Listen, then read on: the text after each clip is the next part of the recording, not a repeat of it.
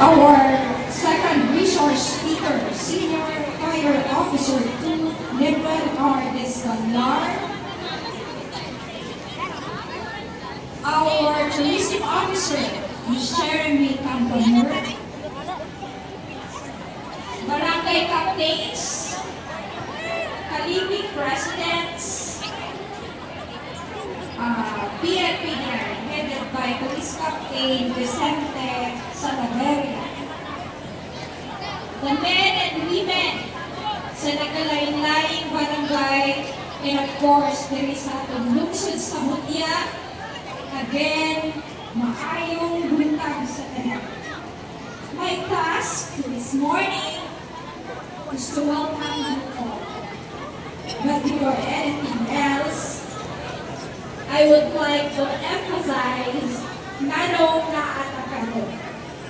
Naata din karon because we are celebrating the Municipal Women's Day in celebration with the National Women's Month. Women's Month is an important occasion that recognizes the significant contributions of women in nation building.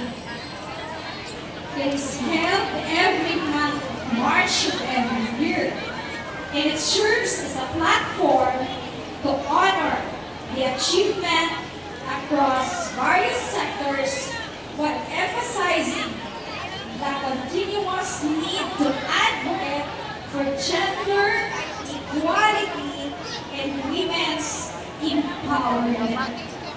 So, empowered na batang kahatanan? Women, empowered na batang tanan? Okay. Our activity today, composed of Verina, Natay, Holy Mass, and i-follow ang parade. This time, naghimo ta og Pakigduyog Summit. And along with the Pakigduyog Summit, kung inyong na-notice, do daily tanan, naatay trade fair. Naay mga namisa niya sa atong ilid, na sila yung mga baligya na product sa ilang barangay. And also, along with that trade fair, we have our resource speakers from the Rural Health Unit to talk about mental health awareness, and of course, from our Bureau of Fire, to talk about fire prevention awareness. So, kana siya may atwang activity this morning. And this afternoon, dili ta maglakaw because muna siya ang pinaka-highlight sa atuang activity. We are having two simultaneous activities this afternoon.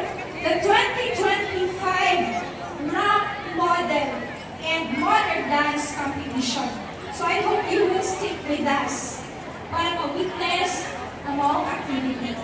So with that, I would like to welcome you all to the 2025 Municipal Women's Day celebration. Happy Women's Day sa kanan.